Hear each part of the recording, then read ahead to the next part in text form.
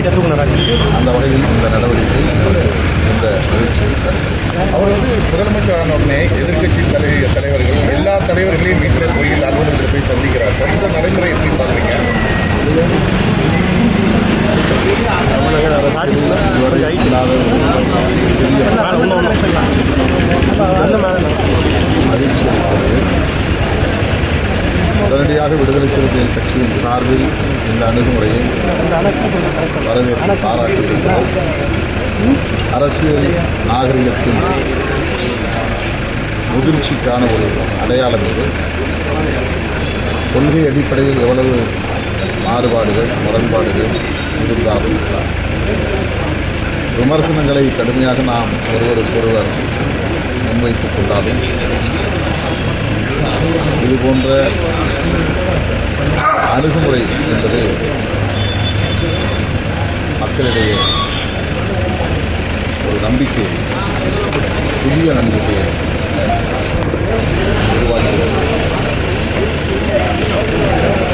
அந்த வகையிலே நாம் முதல்வர் அவர்கள் இந்த அணுகுமுறையை நெஞ்சார பாராட்டி வரவேற்க கடமைப்பட்டிருக்கிறது. விடுதலை சிறுத்தைகள் கட்சி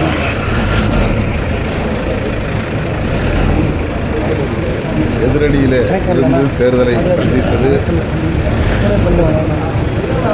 அவருக்கு எதிரான சில விமர்சனங்களை வைத்தது என்றாலும்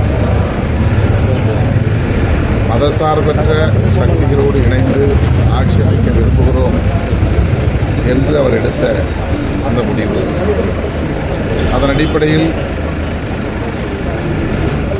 எங்களை போன்றவர்களுக்கும் வெளிப்படையாக அழைப்பு விடுத்தது. அவருடைய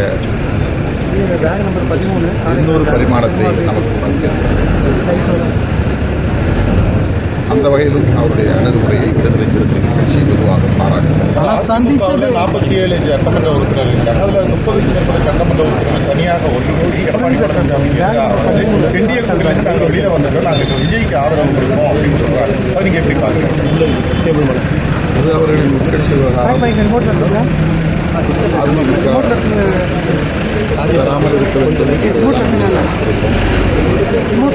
மேல் அதில் கருத்து சொல்லுவாங்க. விஜய் சந்திச்சது மதச்சார்பற்ற முற்போக்கு கூட்டணி தலைவர்களை மட்டும் தான் சந்திச்சிருக்காரு. எதிர் திசையில் இருக்கிற என்டிஏ கூட்டணி சந்திக்கல. அப்படி இருக்கும்போது அரசியல் மாண்பு அப்படிங்கிறது பொருந்தும்.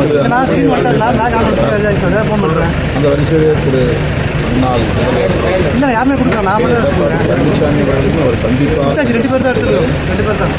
அது 2 பிரிவாக இருந்தாலும் கூட இன்னும் அவர்தான் அதிகாரப்பூர்வமாக சட்டப்பூர்வமாக அதிமுகவின் பொதுச் செயலாளர். ஆகவே அவரையும் சந்திப்பார், சந்திக்க வேண்டும். சார், உங்களை சந்திக்கிறது வர்றதுக்கு நேரம் எடுத்து சொல்லுங்கள் சார். எப்போ சந்திக்கிறீங்க, எங்கே சந்திக்கிறீங்க? வேளச்சேரியில் தான் நான் இருக்கிறேன். 4 மணி அளவில் வேளச்சேரிக்கு வருவதாக நீங்க உங்களை முதல்வர் ஆக்கிறதுக்கான முயற்சிகள் நடந்தது, அதை முறியடிச்சது காங்கிரஸ் தான் சொல்லிட்டு நேற்றுக்கு ஒரு செய்திகள் பரபரப்பாக பேசப்பட்டது. அதற்கான முன்னெடுப்புகள் நடந்தது சார்.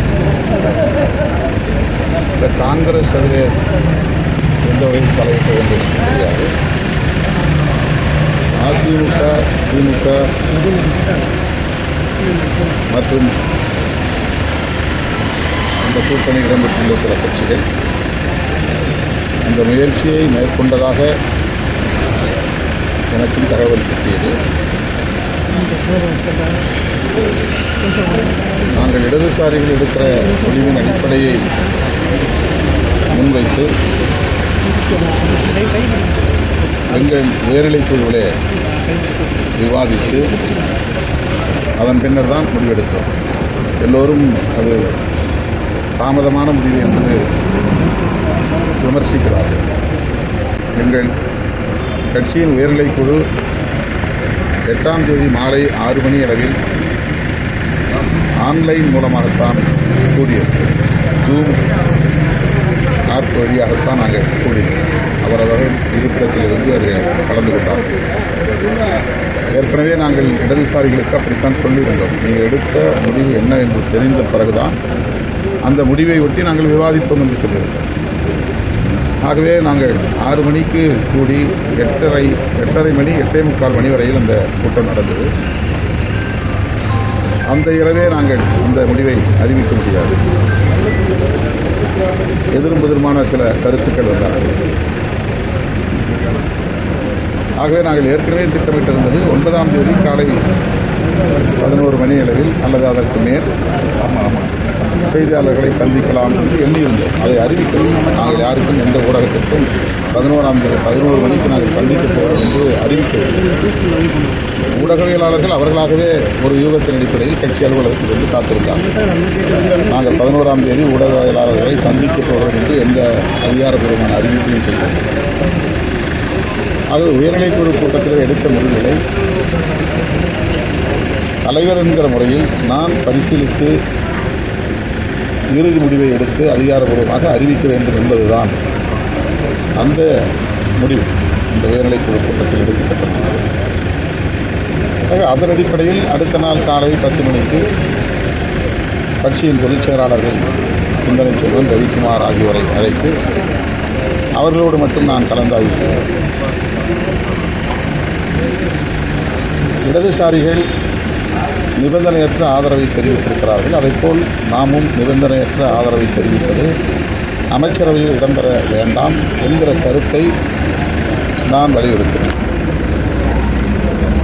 இடதுசாரிகள் அப்படி எடுப்பதிலே ஒரு நியாயம் இருக்கிறது. ஆனால் நாம் விளிம்பு நிலை மக்களுக்காக இயக்கம் நடத்துகிறோம். நாம் அதிகார பகிர்வை கோருகிறவர்கள், ஆட்சியிலும் பங்கு அதிகாரத்தின் பங்கு என்ற முழக்கத்தை முன்வைத்தவர்கள் வைத்துக் கொண்டிருக்கிறார்கள். எனவே நாம் அமைச்சரவையில் இடம்பெற வேண்டும் என்கிற கருத்தை பொதுச் செயலாளர்கள் வலியுறுத்தினார். அது தொடர்பாக இறுதி முடிவு எடுப்பதில் சற்று எங்களுக்கு தாமதம் ஏற்படும். அது பெரிய தாமதம். எங்களுக்கு தேவையான கால அவகாசம். நாங்கள் அதிகாரபூர்வமாக அறிவிக்காத நிலையிலும் 11 மணிக்கு ஊடகவியலாளர்கள் வந்துவிட்டதனால் இது தாமதம் என்கிற ஒரு தோற்றத்தை அவர்கள் ஏற்படுத்தினார். நாங்கள் அழைக்கவில்லை. ஊடகவியலாளர்களாகவே வந்து அமர்ந்து காத்திருக்கிறோம். நாங்கள் எங்களுக்குள்ளாக பேசி முடிவு செய்வதற்கு முன்னரே ஏன் இன்னும் அறிவிக்கவில்லை என்று ஊடகங்களில் அறிவுஜீவிகள் எங்களுக்கு எதிரான அவதூறுகளை பரப்பினார்கள். எங்கள் கட்சியில் இருந்து யாரும் தாவேகா தரப்பில் எந்த கோரிக்கையும் நாங்கள் அதிகாரப்பூர்வமாக வைக்கவில்லை. ஏனென்றால் நாங்கள் நிபந்தனையற்ற ஆதரவை வழங்குவதா அல்லது ஆட்சியில் பங்கேற்பதா என்பது குறித்தே முடிவெடுக்காமல் இருக்கிறோம். அப்படி இருக்கிற போது எப்படி நாங்கள் பேச முடியும்? நீங்கள் சொன்னதைப் போல ஒரு தகவல் இருந்தது உண்மைதான். ஆனால் அதற்கு நாங்கள் இணங்கவில்லை. முதல்வர் உங்களை யார் சார் அணுகு? இப்போ அதிமுக தரப்பிலிருந்து அணுகிறாங்களோ, அதிமுக தரப்பிலிருந்து யார் அணுகினார்கள்?